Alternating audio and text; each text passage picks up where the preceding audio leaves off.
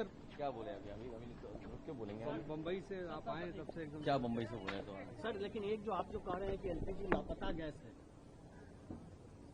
और सर सरकार कह रही है कि एक समाजवादी पार्टी के नेता के घर से 55 सिलेंडर मिले हैं, वो ब्लैक मार्केटिंग कर रहे थे उसकी। अभी मैं लौट के आपको आता हूँ, मैं जानकारी करूंगा कि कौन सपा का नेता है। कितने सिलेंडर मिले उनके यहाँ? 55। रहमान नाम है। नहीं, आप कंफ्यूज हैं। लापता गैस इसलिए कि किसी योगी से हम उम्मीद नहीं कर सके वो झूठ बोलें, और जो लोग विश्व गुरु बनना चाहते थे वो लोगों को लाइन में ना खड़ा करें। ये कोई पहली बार आम जनता लाइन में नहीं खड़ी हुई है। नोटबंदी रही हो, कोविड रहा हो, ऑक्सीजन के समय जो किल्लत आई वो, और आज एलपीजी के लिए हम खड़े हुए हैं। अभी नोएडा की जो तस्वीर आई है, माँ अपने बच्चों को खाना नहीं खिला पा रही है, वो इंतजार कर रही है कि गैस सिलेंडर कैसे मिलेगा। सुबह 4 बजे खड़े हो जा रहे हैं, दिन दिन खड़े हो जा रहे हैं। और सरकार की जिम्मेदारी बनती है कि जिस समय इन्होंने आश्वासन दिया कि हमारे पास कोई कमी नहीं है, तो वो उपलब्ध क्यों नहीं करा पा रहे? आखिर कारण क्या है? और फिर विपक्ष को इस तरीके से कहना कि विपक्ष के लोग कालाबाजारी कर रहे हैं। अरे कालाबाजारी कर रही है सरकार, और सरकार में मिले हुए लोग। मैं अपने एक एक कार्यकर्ता से कहूंगा कि जहां जहां लाइन लगी है उसकी तस्वीर पार्टी कार्यालय को भेजी जाए। कम से कम सरकार तो जाने की लाइनें कहां लगी हैं।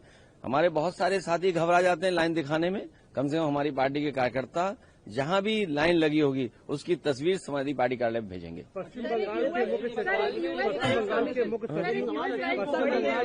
एक बार पश्चिम बंगाल के मुख्य सचिव को कहाँ का देखिए, एक मिनट बोलने दीजिए। ये अब एक बार, जब कभी भी चुनाव होता है, दिल्ली की सरकार और अगर प्रदेश की सरकार उनकी नहीं है तो सबसे पहले डीजीपी हटाएंगे, चीफ सेक्रेटरी हटाएंगे, और जो भारतीय जनता पार्टी है उस समय जो सरकार में के खिलाफ है, यहां भारतीय जनता पार्टी के लोगों ने जानबूझ करके सरकार से मिलकर के दिल्ली की और चुनाव आयोग से मिलकर के अधिकारियों को हटाया होगा। आप बताइए, यूपी में तो कभी नहीं डीजीपी हटता, क्यों नहीं हटता डीजीपी?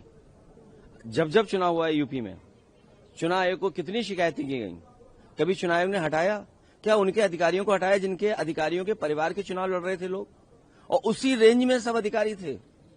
एसओ कौन पोस्ट होगा, सिपाही कौन पोस्ट होगा, याद कीजिए। आपको इसी जगह पर मैंने एक लिस्ट और एक सूची जारी की थी आपके सामने, जब अयोध्या में किन किन अधिकारियों ने चुनाव हरवाया था। तो चुनाव आयोग भारतीय जनता पार्टी के इशारे पर काम कर रहा है।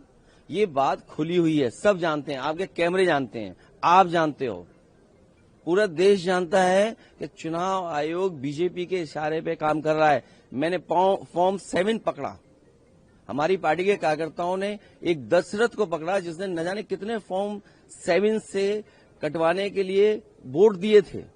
हमारे नगर अध्यक्ष से हमारा ही वोट कटवा दिया। चुनाव आयोग ने क्या किया? किसी अधिकारी को हटाया उन्होंने? किसी अधिकारी के खिलाफ कार्रवाई की उन्होंने? ये जो दिखा रहे हैं कि हम दुनिया में जाने कहां पहुंच गए हैं, जो लोग गैस सिलेंडर नहीं दे पा रहे, बताइए दुनिया में कहां पहुंचोगे आप? लोगों के पेट भरने के लिए गैस सिलेंडर नहीं, खाना नहीं बन पा रहा, और डाइवर्ट करने के लिए समाजवादी पार्टी, जिस कार्यकर्ता की आप बात कर रहे हैं लखनऊ में, एक हापुड़ वाला तो बीजेपी का कार्यकर्ता है, आप पता करवा लीजिए। और अगर सच्चा चैनल है, ईमानदार पत्रकार हैं, तो मैं उम्मीद होगी कि हापुड़ वाला पता करके देश की जनता को बताएंगे कि ये बीजेपी का ही समर्थक है। नंबर 1। नंबर 2, जो लखनऊ का है, क्योंकि वो चुनाव लड़ता है तो बीजेपी को मौका मिल गया।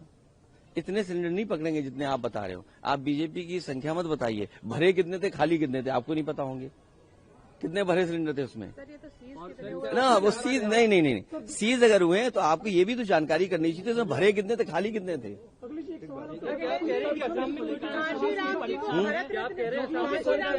बदलने वाले को पंडित का है, पंडित को ऑप्शन दिया गया है। अरे ऐसे कैसे बता पाऊंगा मैं? उसमें जो सवाल पूछे गए कि अफसर के अनुसार बदलने वाले ऑप्शन में पंडित नाम दिए गए। ये बीजेपी जानबूझ करके कराती है, बीजेपी जानबूझ करके कराती है और दूसरे को बदनाम करती है। बीजेपी के पास एक टीम है जिसको पैसे देते हैं ये लोग बदनाम करने के लिए, और करते करते बदनाम अब बीजेपी के अधिकारी बीजेपी को ही परेशान कर रहे हैं, बताइए, बदनाम कर रहे हैं। कोई ब्राह्मण समाज के बारे में ऐसा लिख सकता है, बताइए आप? हमारे डिप्टी सीएम कह रहे थे कि पूजनीय शंकराचार्य जब आएंगे तो हम दंडवत होकर के माफी मांगेंगे। अब बताइए, दंडवत भी नहीं हुए, पूजनीय शंकराचार्य आके चले गए, किसी को ही सम्मान में उनके नहीं पहुंचा। बताओ कितना बड़ा सनातन अधर्म किया इन्होंने। काशीराम जी के लिए भारत रत्न की बात सरकार ने की है क्या? मान्यवर काशीराम जी को और समाजवादी पार्टी ने एक समय पर मिलकर के देश को एक नई दिशा दी थी। आपको याद होगा, नेताजी और उस समय बहुजन समाज पार्टी के नेता काशीराम जी ने मिलकर के भारतीय जनता पार्टी का मुकाबला किया था और भारतीय जनता पार्टी को हरा दिया था। उसी के बाद भारतीय जनता पार्टी अपने हर कार्यक्रम में बाबा साहब भीमराव अम्बेडकर जी की तस्वीर ले आए। आप पता करिए ये बात। तो माननीय काशीराम जी के जो रास्ते पे चलने वाले लोग हैं, उन पर जीवन भर उनके साथ संघर्ष करने वाले लोग हैं, वो चाहते हैं उनको सम्मान मिले, भारत रत्न मिले। उसी पक्ष को हम भी उनके साथ खड़े होकर के कह रहे हैं। यूएस की एक ह्यूमन राइट्स बॉडी है जिसने कहा है भारत पर सैंक्शन लगाने चाहिए रॉ और आरएसएस के कामों को देखकर, पर उन्होंने पाकिस्तान का कहीं नाम नहीं लिया है। तो अब इसमें मैं क्या कर सकता हूँ? अगर पाकिस्तान का नाम नहीं लिया तो मैं इसके लिए क्या कर सकता हूँ? मैं कोई यूएस में थोड़ी रहता हूँ।